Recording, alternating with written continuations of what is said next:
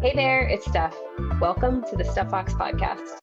Hey, everybody. Thanks for joining us today on the Stef Fox podcast. I am so excited for our guest today. Gosh, we've known each other for, wow, 12 or 15 years, I feel like. It's been a while. Welcome, Erin. Thanks for being with me today.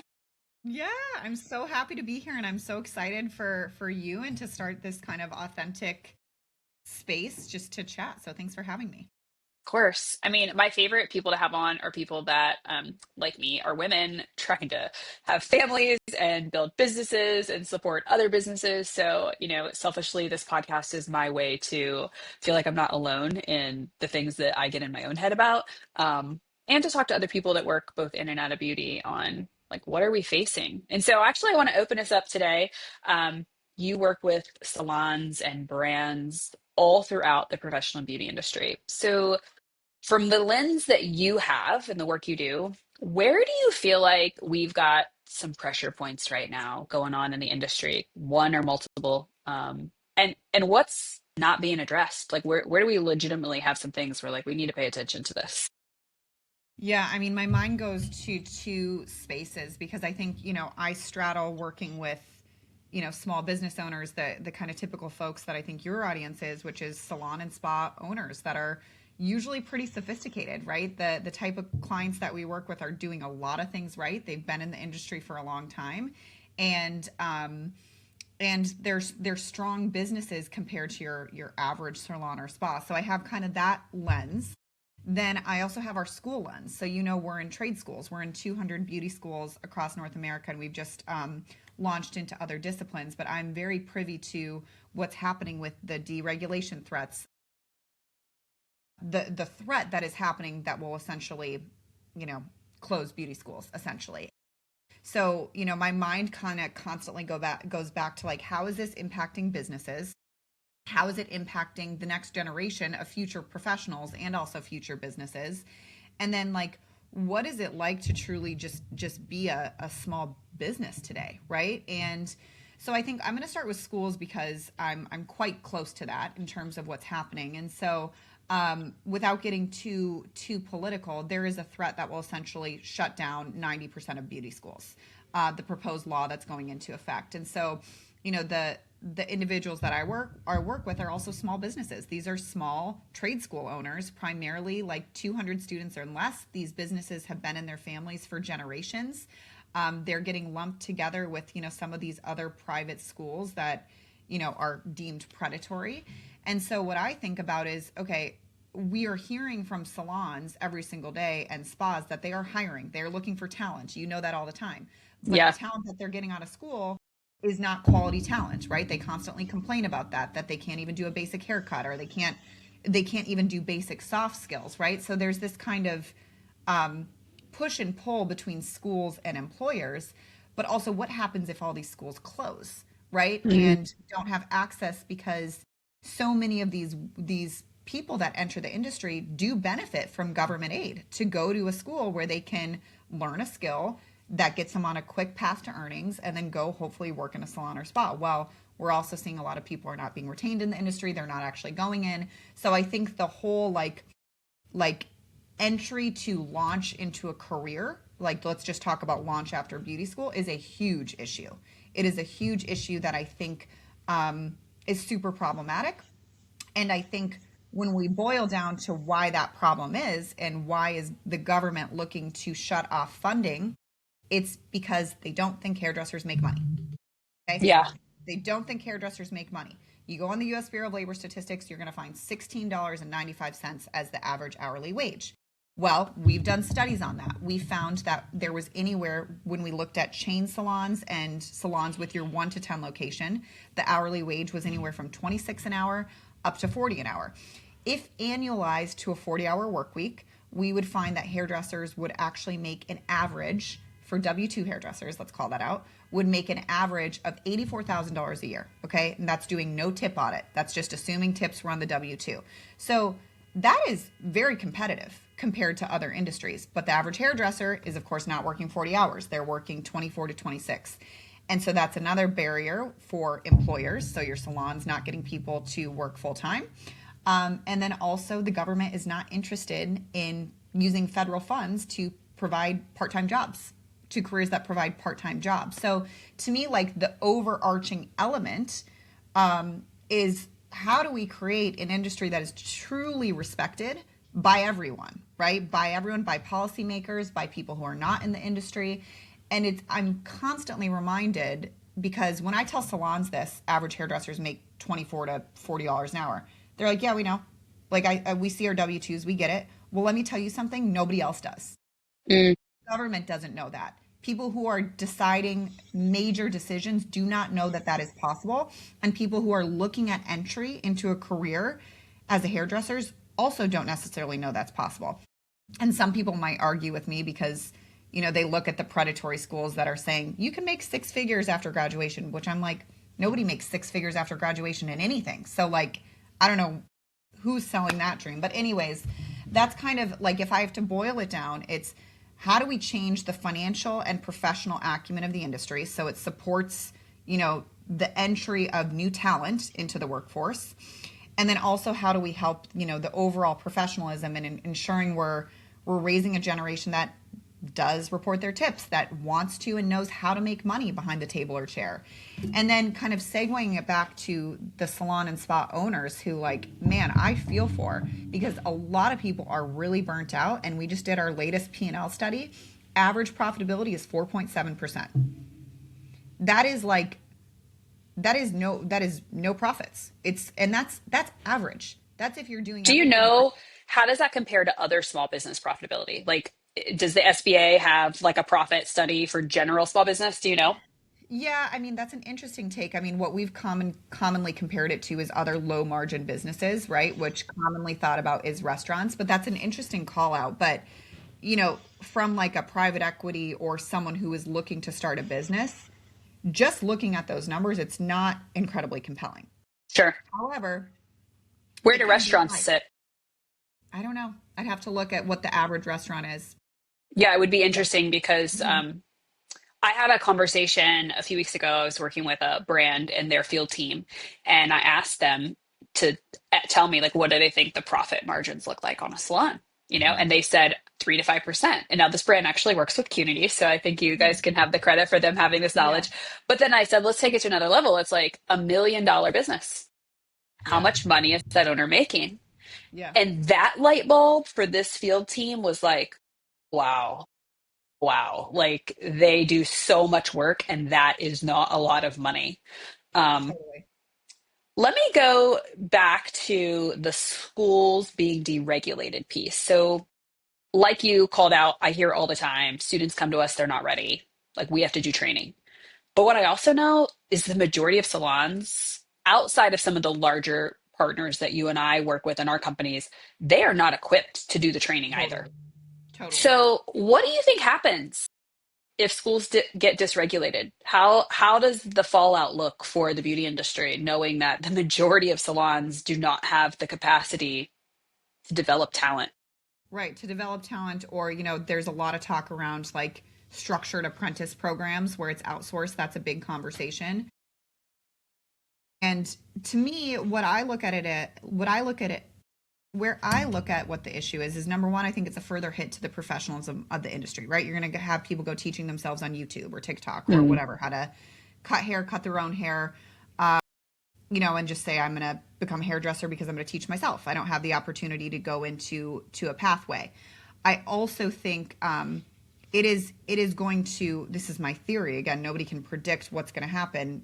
Nobody can predict the future. But if you have a significant portion of underserved individuals that are entering a career path, right? That is widely known that the beauty industry services mothers, people who don't necessarily have access to funds to pay for school out of cash.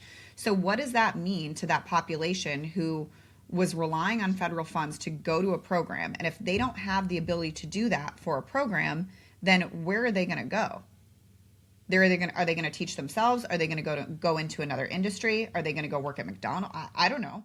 And Like, how does that change the state legislation, right, yeah, for licensing? Because wouldn't yeah, that have to all change? Not every state has a legal apprenticeship program yeah, even noted. Like yeah. it's not possible. So I think too, just to clarify for anybody listening, when you think about the term deregulation, right now federal financial aid is available for the schools that have, applied for it and met all the criteria, which means just like if you were going to go to college, you go get your like loan.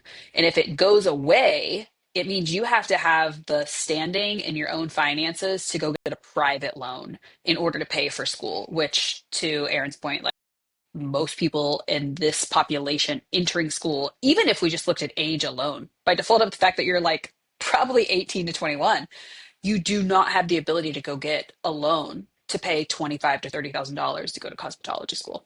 Right. So big issues for Big. the talent pool, big issues.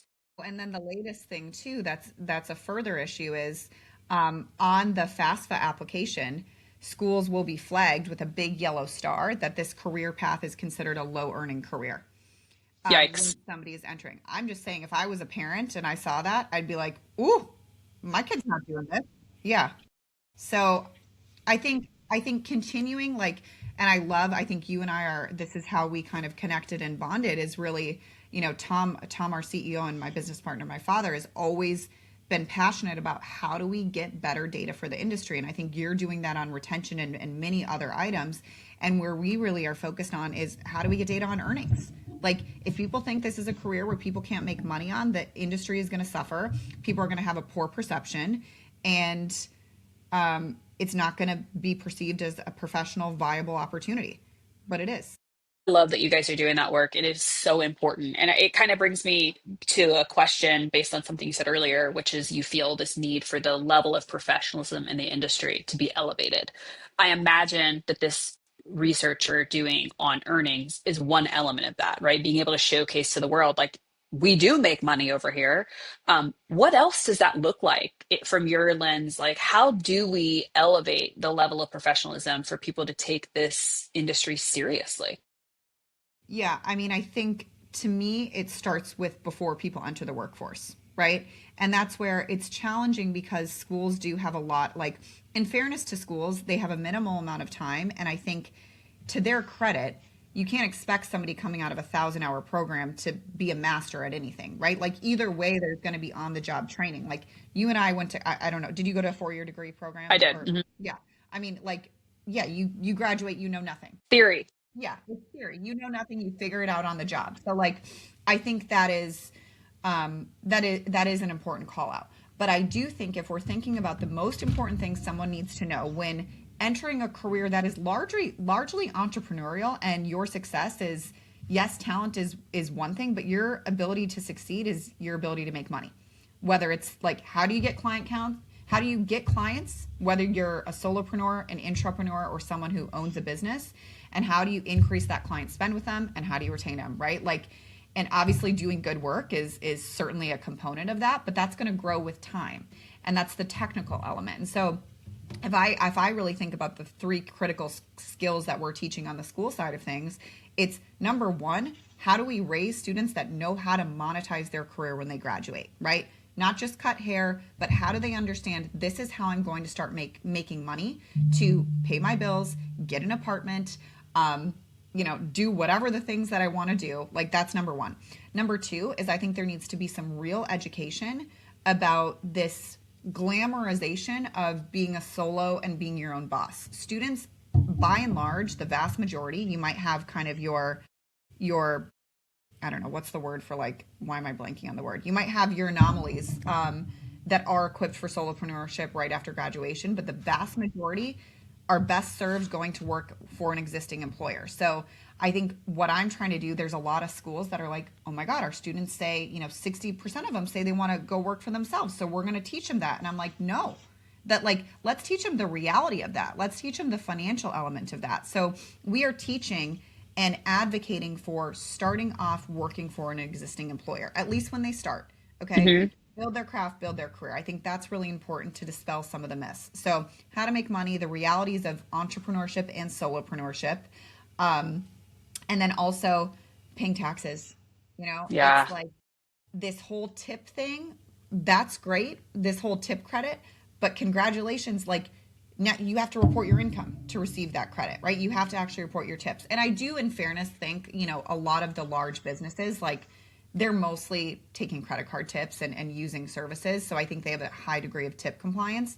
But there's this estimate that 30 to 60% of the industry is solo, which, by the way, I have not seen solid data on that. I don't know if you Yeah, I haven't have, but either. I have not. it's like people like clout this stat, and it's like, where's the data on this? Like, there is no Hmm. data. So if that's true, you largely have a population and a sector of the industry that is legal or is incentivized to reduce their taxable income to show low earnings. Well, that impacts the whole industry as well, right? Because that's what you do if you're a business owner, you get your taxable income down. If you're doing so legally, that's great, but if you're doing so not legally, that's really problematic. So I think tax compliance, making money, the realities of the different career paths that you can enter in beauty and wellness, I think all of those are like critical things to talk about right away. Like, not when they get in the workforce because they may have already made a poor decision, like Sure. right now. And also how to pay back their student loans and know how much money that they need to make to minimize default, because that also impacts schools and things like that. So those are some of them. It makes me think about even like, okay, the bridge after that, like I become a successful hairdresser, maybe I decide I want to open a business. One of the things that I see, and I'm pretty sure you guys see this too because of the work Tom does, we have so many owners that make it 10, 15, 20, 30 years down the line of ownership, and they have not acquired an asset. They have not properly saved. They have now a business built completely on goodwill that in their mind should sell for something much bigger than anybody wants to pay for it because, you know the dynamics of beauty that really the goodwill is the service provider and the consumer behavior tells us they're loyal to the service provider. So if the business sells and they leave, like it's just this whole messy thing. And so really education at then that next level, like if you're going to take on business ownership and you're going to take on business ownership in an industry where your revenue is tied to your employee, then you have to think about how to properly be disciplined with your finances, how to save, how to acquire an asset, how to leverage the revenue of your business to acquire other assets, to diversify, to, really make sure you're not at the 65, 70, 75 year mark as a person going, I don't know what to do with my business. I just close it down, dice a couple $1,000s to somebody. I imagine you see this too. This stuff kills me. It Same. kills me because when people come to us, and this happens almost every day. I just had a situation yesterday, and like, it makes me very, very sad for these people because a lot of times when they come to us, like, oh man, I had a situation a couple weeks ago, and it was this woman who she had built, it was like, a $900,000 salon, fully reliant on her, and she got diagnosed with stage 4 breast cancer. No plan, no assets for her children. And it's like, I am sorry, but I don't really know how to help in that situation. You know what I mean? Like, and that's the challenging part when you're like in your 70s, it's like, and you don't have a child that's going to purchase the business. You don't have a buyer. It's, you don't, she doesn't have an asset with the business because the asset is reliant on her.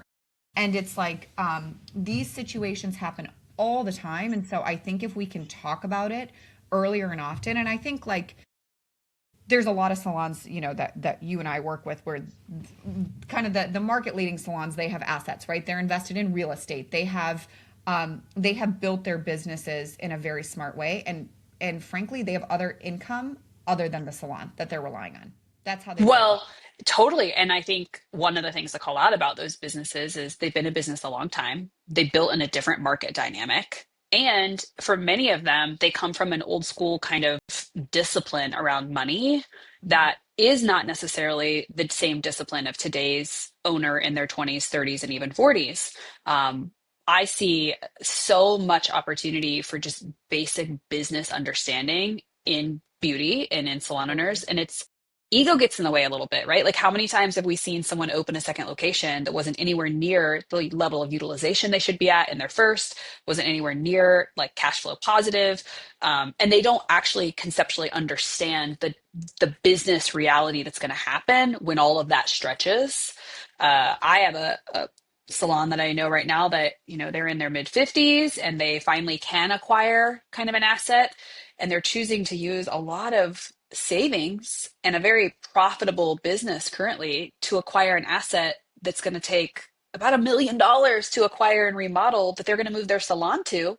And I'm going, oh my gosh, like you realize the debt you're taking on at this stage of the game. Stay where you're at, take your profit, invest it in another real estate, let another salon lease from you for crying out, like do something besides acquire $1 million in debt for a business that's currently profitable. Like it's just like there's just this huge opportunity for the success of salon owners because we're all it's small business and I think it's important to call out for any salon owners listening who may not really understand the school dynamic.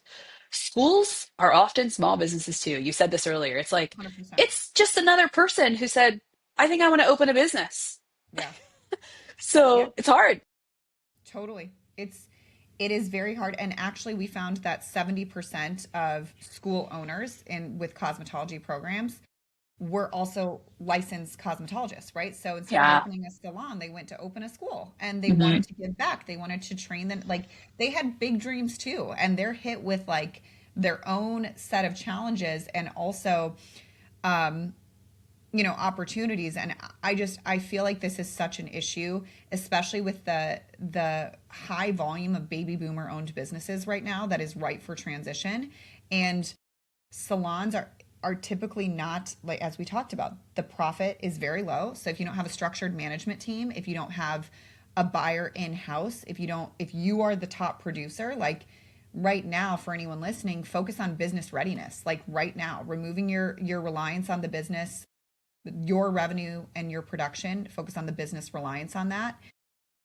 Focus on building a manager, because people want to acquire an asset that is, they don't have to run. Like otherwise, yeah, it's a turnkey asset. I just had a conversation with someone yesterday who was calling and was like, they asked us to represent them because they were looking at purchasing a salon. And, of course, it's an interesting, opportunity. And when we bring them in, we represent who comes to us, right? So this time this was the buyer. And so she was looking at the financials and she told me, she's like, it's an old couple and this is their retirement plan. And then she walked through the financials and it's like, this part of me, like like this committed person to the industry, I'm like, oh, like I want them to have this asset, but it's a bad deal for the buyer. It's a really bad Mm-hmm. deal, and that's a super dicey situation, especially for someone who has worked so hard and built so much legacy, and just didn't kind of understand how to prepare for this kind of phase. And so, I mean, I think like to get actionable instead of just talking about the problems here, I think the biggest thing business owners need to do is just make sure there's a strong separation between church and state, so to speak, right? Like, do not muddle together personal and business finances. However you need to do that, like separate bank accounts that you cannot access. Like that's something I use. I posted about something. I use something called Monarch, and it's like it is just my personal life. Like I assume that I have no, like, business to me is a risk. Everything I operate totally separately, and I think that helps me really look at these very, very differently. And I think it's hard for solopreneurs or for business owners and solopreneurs to do that.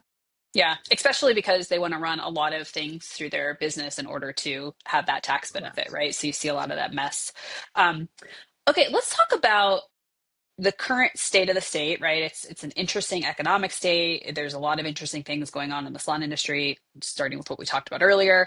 But also, like, there's a lot of interesting data coming out in like the Kim report around what's happening with transactions and frequency of visit and like all kinds of interesting information that allows us to get curious. And so if we're looking ahead 5 years, what do you think is going to be the difference between the salon that thrives and the salon that declines, based on any of the things going on now? What is going to make somebody thrive instead of going backwards? It's, I think number one is just a hyper focus on the financials, right? This is going to be survival of the financially fittest.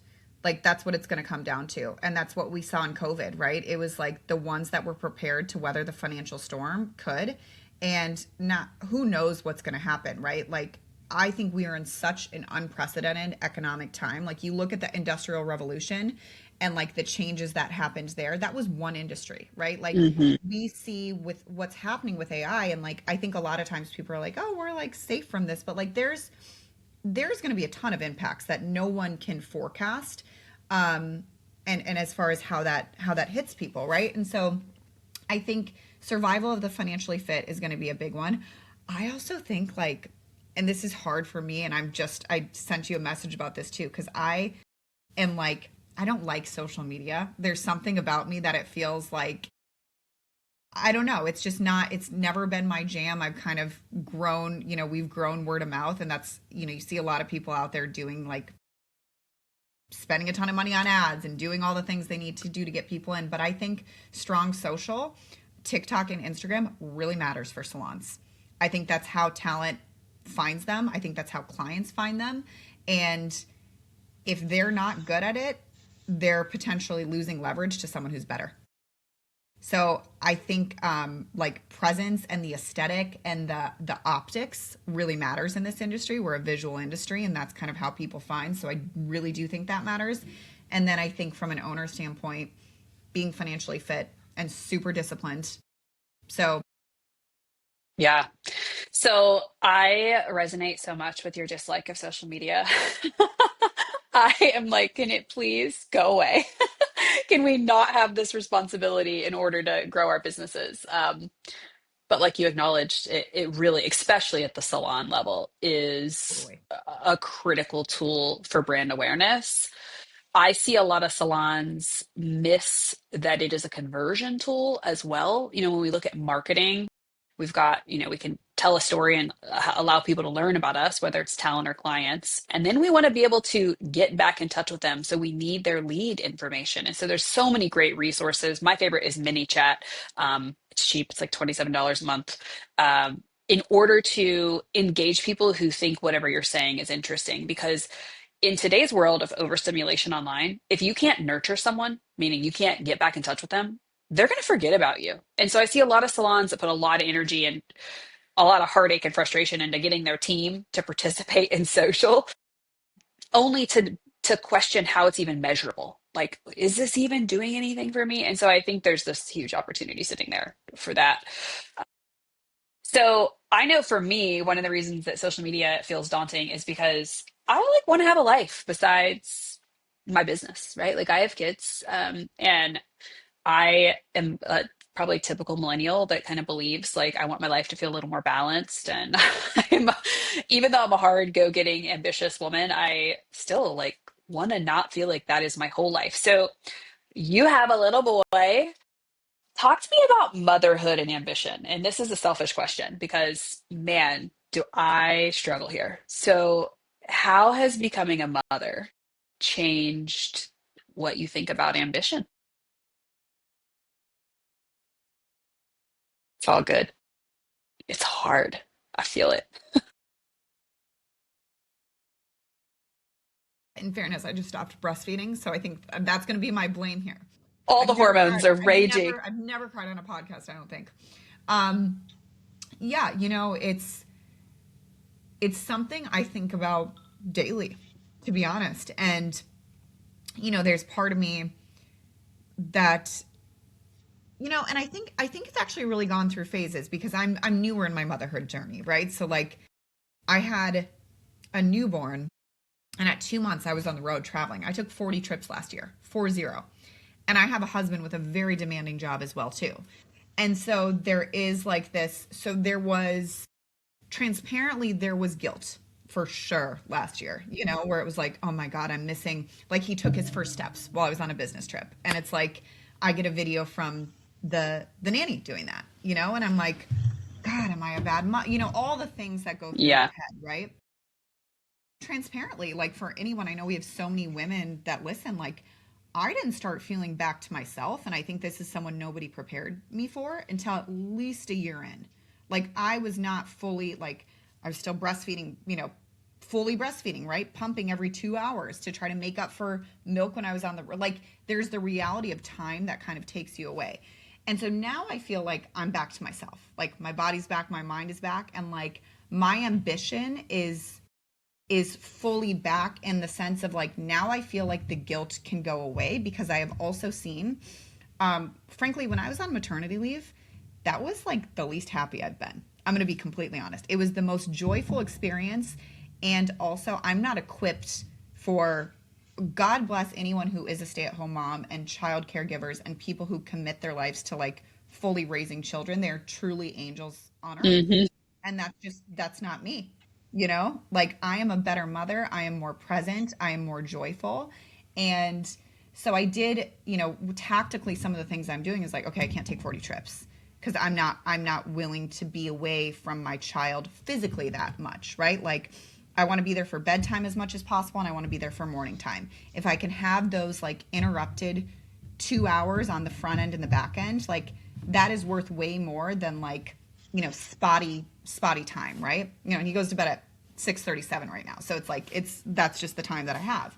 And so it's actually made me more present and it's made me more ambitious because no, it's not made me more ambitious, it's made me smarter.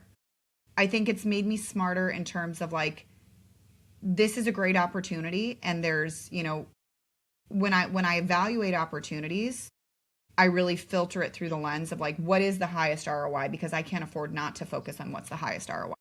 So I have to say no to a lot of stuff, you know? And it's really also making sure, part of what I talk about is economic freedom and economic empowerment. And I want to be able to provide that for my child. So that is to me, because I don't know what the world is going to look like. I'm going to be honest, from an economic standpoint in the future, like I think things are about to change so massively in the next 3 to 5 years that I don't know what this world is going to look like for my son. So there is this drive of like, how can I create wealth for my child? And so to shield and protect him and, my family from who knows what's going to come, because I don't. So there's that kind of drive and laser focus as well too. Um, and also I feel so deeply for other mothers and other business owners that I want that for them too. And so I feel this sense of purpose also for their kids, to be honest. Like that's what I think about. I'm working with every time I talk to someone, I'm like, God, they're, especially mothers. We had someone who's just about to have her first baby. She's a new salon owner. It's like she needs help. How do we help? You know? So I think it's like it's made me more efficient. It's definitely made me think about how do I compress time because I don't have the 2 hours in the morning, the 2 hours in the night. That's 4 hours of my day, that are with my child. And, sometimes more than that. So I don't know. That was a long-winded answer that it's a constant battle and it just forces me to reevaluate. But I do think the ambition is greater but different. How do you, with the ROI piece, what is your kind of lever for saying, I'm going to say yes or I'm going to say no? Do you have something you measure up against? Yeah. So typically there is a monetary element, right? Number one, it's like, will this generate a monetary return on investment, right? Sometimes the answer is no, but there is a byproduct that comes in a couple of different areas, right? Is it an opportunity to drive further business, right? Is it an opportunity that will create further relationships or opportunities that will drive and expose us to new business? So, monetary one, kind of like the next one would be more of the intangible, which is awareness, relational. And then sometimes it's just mission, like there'll be stuff that it's like, there's like negative return, but it's something that I'm more than happy to do. And it's a constant battle too, right? Also in navigating, like we have 3 different businesses now with different teams. And so how do I spread my time between 3 different companies, different teams that all need me? Like it's kind of this constant triage, right? It's like Yeah. it's like if one business is bleeding or having a challenge, then like okay, if that one needs to stay for a little bit, I got to deal with this challenge. And so those are kind of the tactical, monetary, or intangible that I choose to filter off of. And then thirdly, mission. And then of course in my businesses, like if any team member needs me on anything that's important, it's either if they can't figure it out, then of course, I'm involved. Yeah. One of the things I've used over the years, and I've just gotten better at because I used to not recognize that it was really the signal that it is. In fact, I just had this happen to me, is when I come back from trips, the level of like overwhelm or mom guilt or just like internal something is like, I feel some kind of way. And I don't even know that I can always name it. But I realized just as this happened to me last week, I've had a very busy first 2 months of the year, lots of trips. And I'm like, okay, you've stepped over the threshold against other things you value. Mm-hmm. So I'm learning to discern like what's too much because it's going to rub against the value that I have around my motherhood and my time and presence with my kids. And I know that I'm not going to show up in my professional life because I can't show up as a person the way I want to show up if that value is being rubbed. And so I'm really learning like listen to myself. I certainly measure like you, like monetarily, is there a return? Does it align to something I value? Like, am I going to go and help make an impact for the industry? I know you and I both share this deep love of like, we want beauty to be better. But then I'm like, how's it going to rub against what really at the end of my life means more to me than anything, which is my family. Like if I'm feeling tipped over because I don't have this time with my kids or I've missed out on too many wake ups and sleeps, it's like I just can't. Like I have to. I took 56 trips last year, so I feel you. Man. Yeah. It's a beast. It's a Yeah. beast. And I love my work, right? Like it's just this beautiful like yes, I want to Mhm. do this. I choose this. And we're But so it fortunate, right? I so think much. about that all the time. How lucky are we that we get both? And how lucky are we that the problem that we have is prioritizing between both? And so that's like a good perspective shift if I ever feel overwhelmed. It's like, wow, what a fortunate problem that we have, you know? Uh-huh. I So, find too, I can kick myself out of that mom guilt and overwhelm if I actually, when I'm feeling it, kind of first of all, just pause and recognize that that's the feeling that's happening. And then I spend at that point like very intentional time with my kids. So it could be like my afternoon, I've got like all these things stacked, and really what I'm feeling, the energy I'm bringing means I probably should sit those down. Like, granted, if I have meetings, like there's times you can't do these things, but like if possible, I'm like, you know what? I think that's gonna have to wait because actually I need to go like ride a bike with my kids because mhm. I will feel better if I move things around. And isn't that the beauty of entrepreneurship?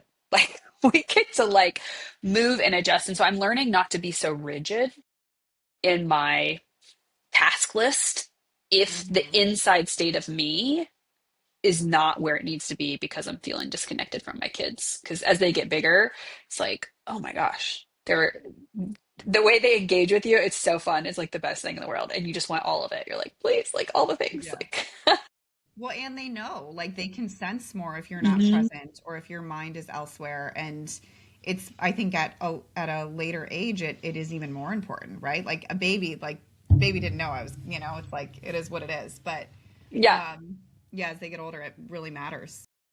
Yeah.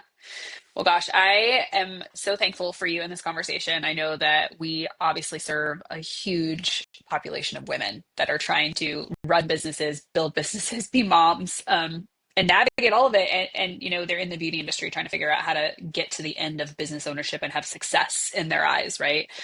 So thank you for all of the wisdom that you brought to the conversation today. I really appreciate you. Of course. So great to chat with you. Thanks for having me, Steph. Thank you.